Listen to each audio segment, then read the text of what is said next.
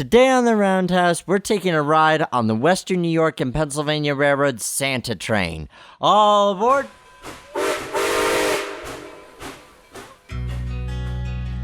In days past, the roundhouse was where the railroad worker united with the steam locomotive, each to prepare for the journey ahead. Today, it's where we examine the history, the industry, the machines, the hobby, and the passion behind railroading. News, interviews, stories, and more. So climb aboard. This is The Roundhouse. Welcome to The Roundhouse. I'm your host, Nick Ozerak, and this is episode number 53 of our Trains and Railroading podcast, where we're talking about everything in the industry and the hobby. You name it, and we discuss it. Today, we are traveling to my hometown of Meadville, Pennsylvania, to experience the joy of Christmas aboard the WNYP's Santa train. Now, if you're listening to this and it's not currently Christmas time, that's fine too, because the point of this episode isn't just to experience the holiday cheer, but to see what it's like when a short line railroad reaches out to the communities it serves. We hear from local organizations, and we hear from some of the higher-ups within the Western New York and Pennsylvania, including President Carl Belke. So hang your stockings and say your prayers, because Santa Claus comes today.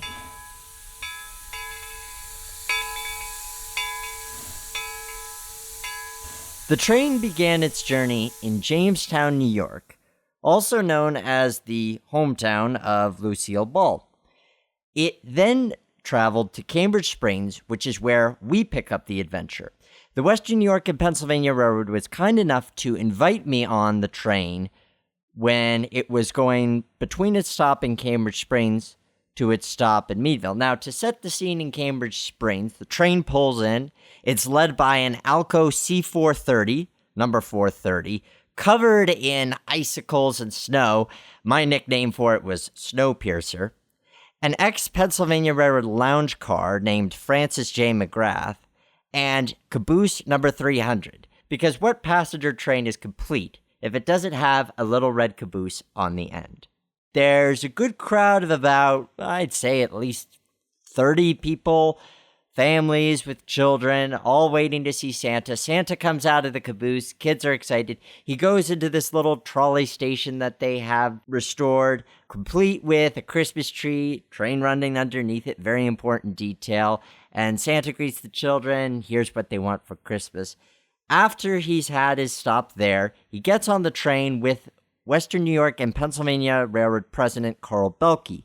We spoke with Carl about what this event means to the company and why he feels it's so important, as well as our accommodations for the trip. I'm here with the President and Chief Operating Officer of the WNYP, Carl Belke, who many of you will remember we interviewed about a year ago. Carl, how's your day going so far?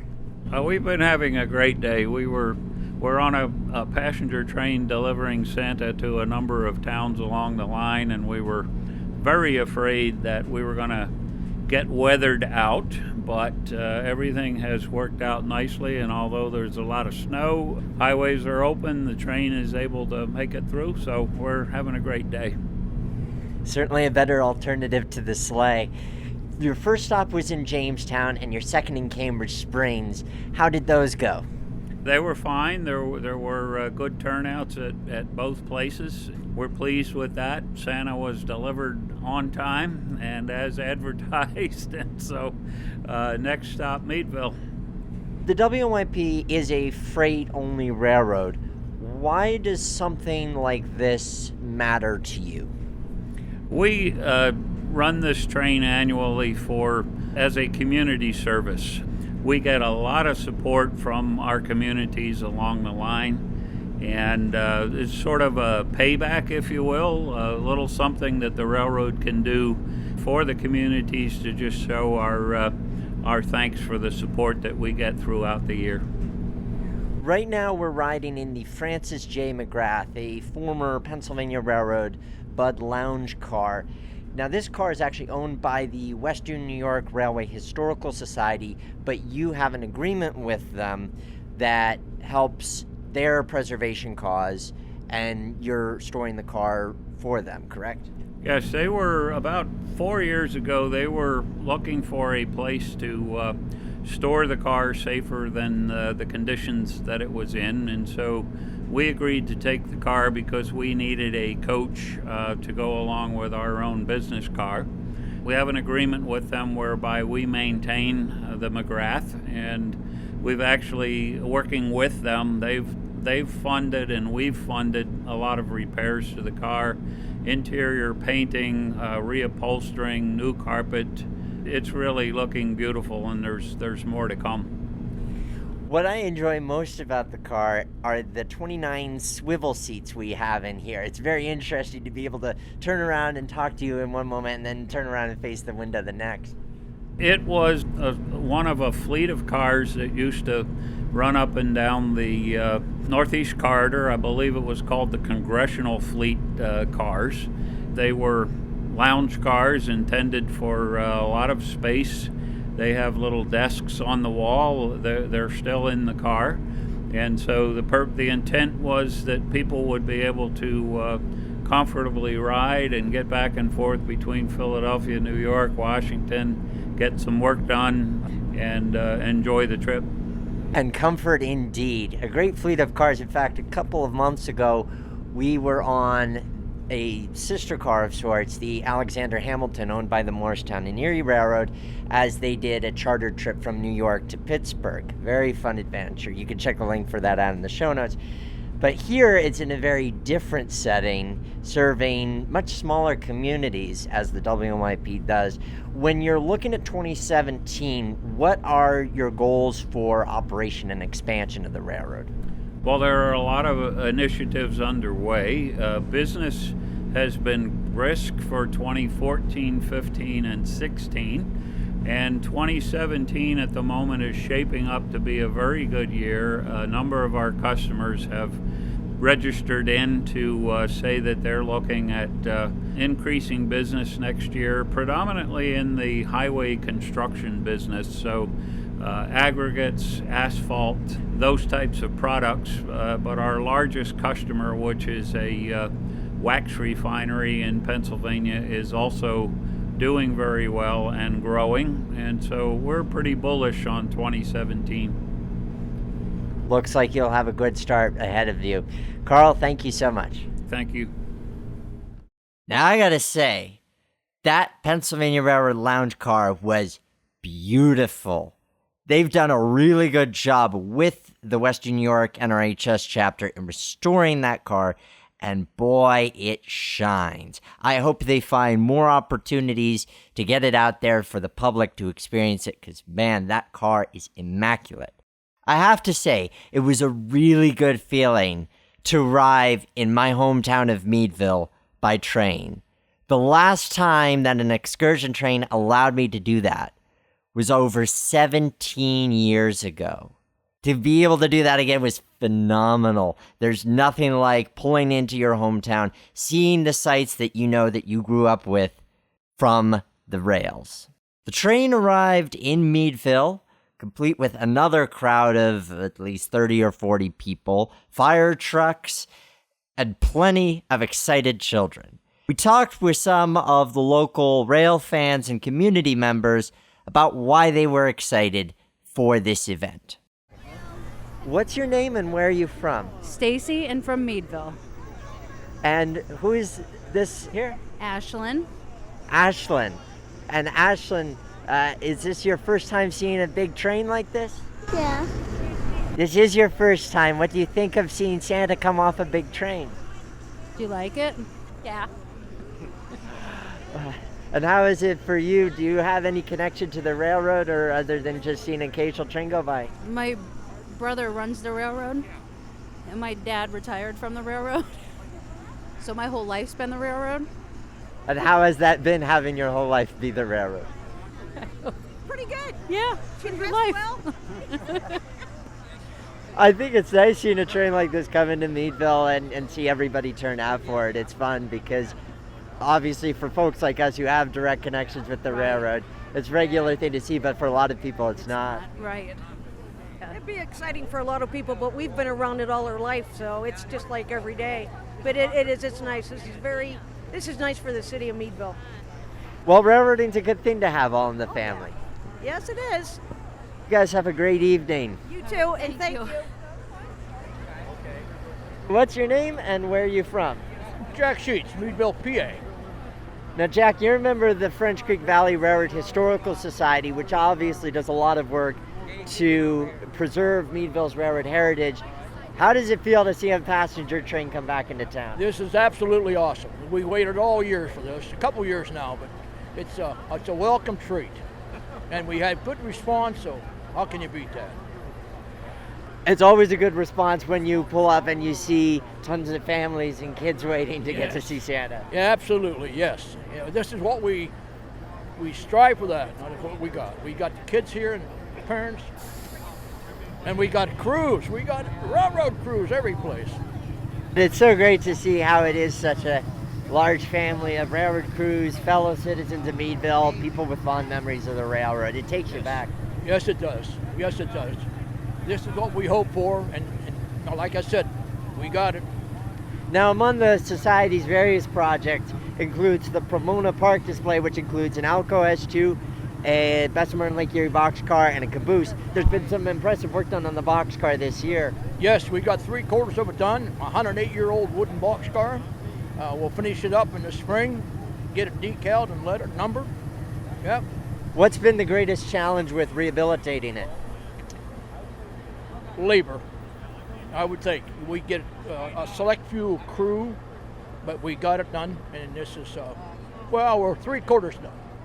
Yeah, but crews are small, but we work at it, and we don't work a lot of hours because we're all getting to that age where 4 or 5 hours is plenty of time, yeah.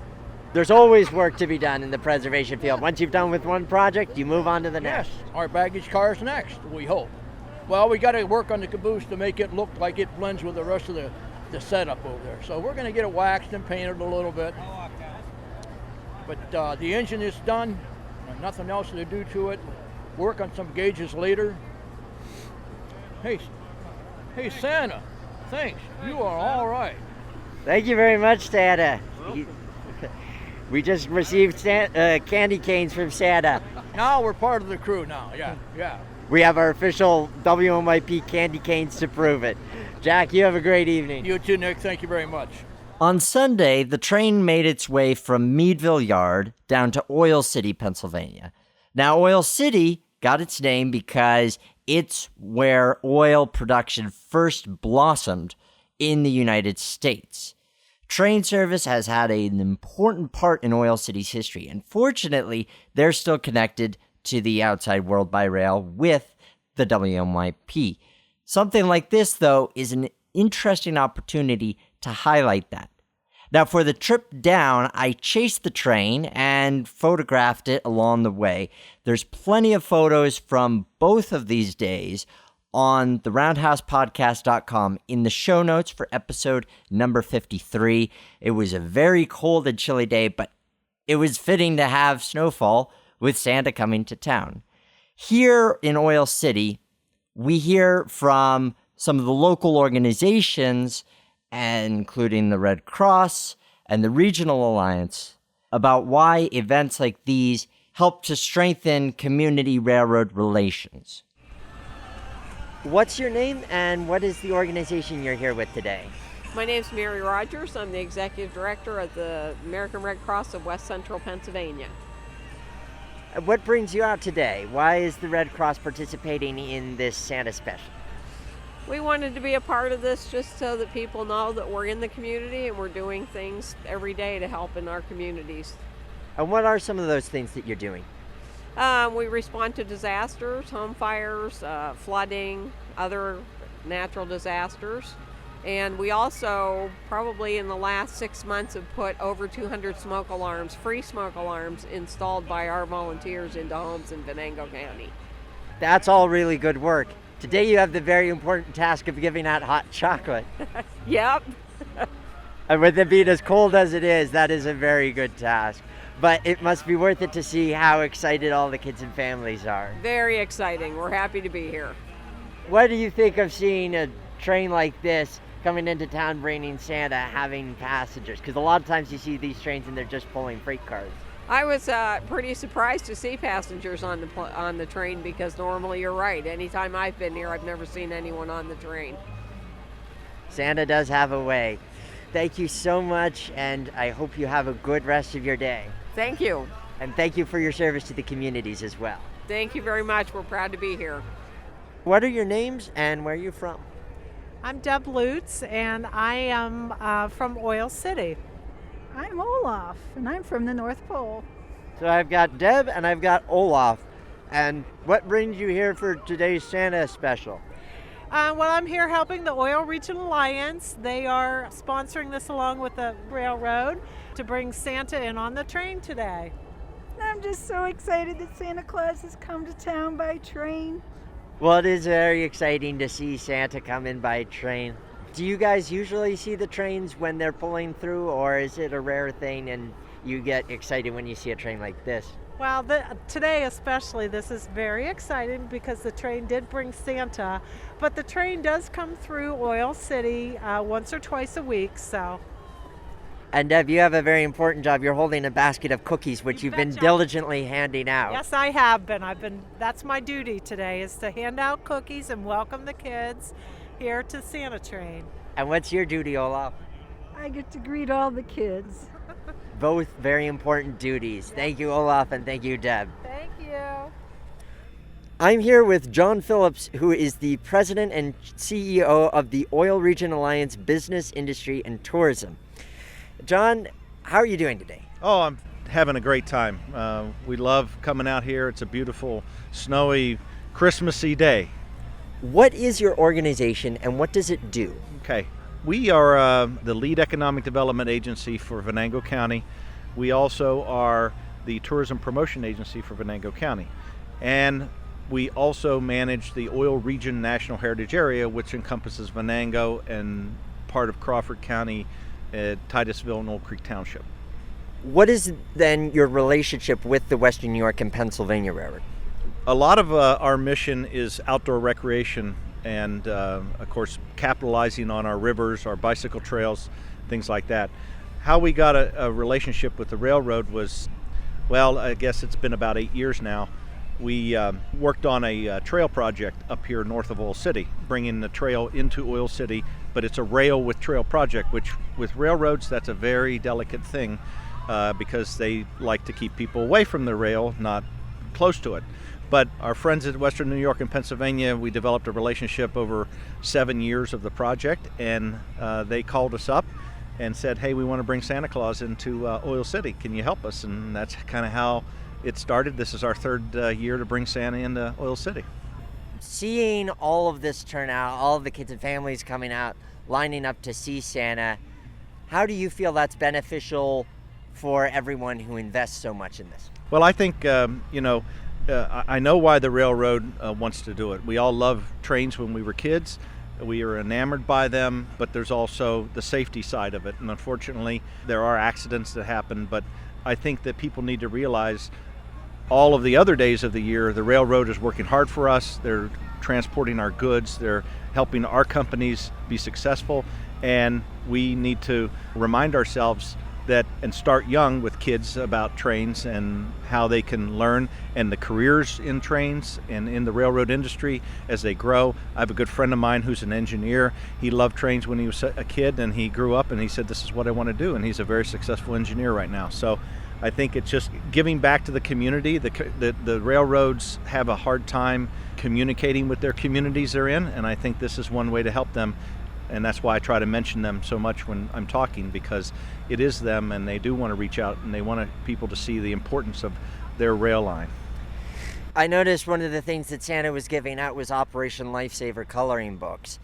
This does seem like a really excellent educational opportunity for getting the word out about trains are cool, but stay off the tracks and stay safe around them. Yes, I mean, and I think that it's a very big uphill battle for our railroads, but there's ways to do it and educate people, and I think the Western New York and Pennsylvania is doing a great job with these things like this, that they can get the information out. I've invited other nonprofits to give their information out. We think it's a great way for all of us to come together and educate folks and also give them a great time, and of course have the kids see Santa Claus.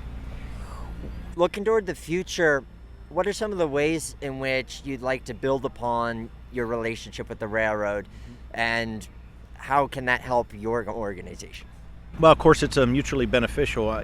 We understand the huge investment rail is and an upkeep of rail, and we need to try to continue, and we do try to support the rail line in getting them new customers and things and companies, and making companies that we have in the region think, hey, when you get to a certain level, nothing against the trucking industry, but our infrastructure is very challenged as far as our transportation and our roads. Rail is a great option, and we try to educate our companies that, hey, have you thought about rail when you get to a certain level? And a lot of times the answer is, no, I never thought about that. So it's a relationship that we want to continue to build with the Western New York and Pennsylvania, because they have been so, I don't like to use the term, but more user-friendly and more approachable than a lot of other rail lines that I've worked with over my career. Short lining seems to be a family, and the more people that are brought into that family, the more it benefits the community, the railroad, and everyone involved. Yeah, the short lines I think they're tied much more to their communities, because they're usually just by their geography. I mean, they can be rather large, but they also understand, I think, that they have each community that they go through and serve, that there's a different relationship there, and that's a big job, and agencies like mine need to help them with that relationship for those communities. Important to build upon that, and showing the future generation, these little kids, how cool trains could be, so they gain an appreciation of them and possibly enter the industry. Absolutely. I think there's a challenge with many industries about the future and their workforce issues in the future, and I think start them young. I know the fire departments, police departments, all of those industries are having a hard time in looking at the numbers in the future of who's going to come and step into their shoes, and we need to help with all of those. But the railroads, we all love trains, and I think they maybe have a little leg up on some of the other industries. I think they do, and I think a lot of our listeners would agree. John, thank you so much for joining us here on the Roundhouse. Thank you so much, and please spread the word. Well, hopefully we'll be able to bring Santa Claus in next year, as we've done. This is our third year, and we'd love to see much more participation and more kids. And any of your listeners that are part of organizations would like to be a part of it, please have them let me know. Will do. Thank you so much. I'm here with Kylie McLaughlin, who's the General Manager of the Western New York and Pennsylvania Railroad. Kylie, how are you doing today? I'm great, Nick. How are you? Cold, but otherwise good. But hey, it's very atmospheric to have it snowing. You've brought the snow along with Santa. We sure did. A lot of it. How does it feel seeing all these people? We've got a pretty substantial line of kids and families waiting to see Santa. How does it feel to see that? It is wonderful, pulling up and seeing all the kids jumping and smiling and laughing, and just so excited to see Santa on the back of the caboose. It seems like it's a great opportunity to make folks aware of what the WNYP provides the community, because often you're doing freight and people see the train but they don't give it a second thought, and now here the train gets to be part of the star of the show. Absolutely. We love our communities. This is our way of giving back to the communities that support us on a daily basis. We have great support from all of our communities, from the police departments to the fire departments to the Chamber of Commerce, Oil City Alliance. We just have wonderful support from the communities. This is our way of paying them back. And you have a lot of communities that you roll through as well, because your network's approximately 140 miles through Western New York and Pennsylvania, aptly named. So having positive relations with them matters because of the amount of territory you have to cover. Absolutely. There's many times that the communities need us, and there's times we need the community, and it's very important to keep a good positive relationship with the communities. What are you most excited about for 2017 as far as what you get to do with the railroad or what the railroad has in store? Well, we have some exciting things coming up in 2017, new things. It's going to be a new learning experience for me, and it's just going to be great for the railroad and the employees. Every time I talk to somebody about the learning that occurs with the railroad, it's a never-ending thing, but that's the beauty of it, is you always get to pick up knowledge in some capacity or other.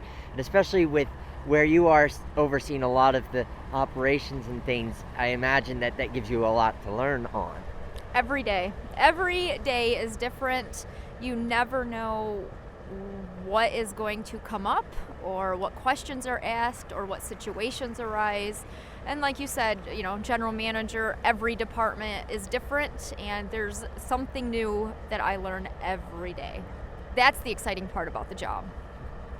But something like this is an extra present under the tree, so to speak. This is a bonus to the job. This is the fun. I love this. It's just the kids and everybody happy and positive. This is a pure joy. Absolutely. It's a great thing to see indeed. Well, Kylie, hopefully you have a great afternoon and a good trip back to Meadville. Thank you so much. Happy holidays. I'm here now with today's VIP, Santa Claus, the one and only. How are you doing today, Santa? Well, I'm doing just fine. It's a wonderful day out here. It reminds me of home up in the North Pole. You did a great job of bringing the snow with you. How was your ride on the Western New York and Pennsylvania? Well, it was great. I love the train. Of course, I usually ride by way of reindeer, but I just love a train ride, and I take them whenever I get a chance. Well, and instead of a red sleigh, you had a red caboose, so that's nice and fitting. That's right. Red is my color, So you saw a lot of the good boys and girls of Oil City today, and what are some of the presents that they're eager for you to deliver? Well, there were a lot of Pokemon presents, a lot of baby dolls for the girls. Baby dolls are always going to be really popular with the girls. But we also had some drones for the boys. The boys are liking drones now. And then, of course, we have the ones that are pushing their teenage years. They want cell phones. Now, the big question, though, do any of them want electric train sets?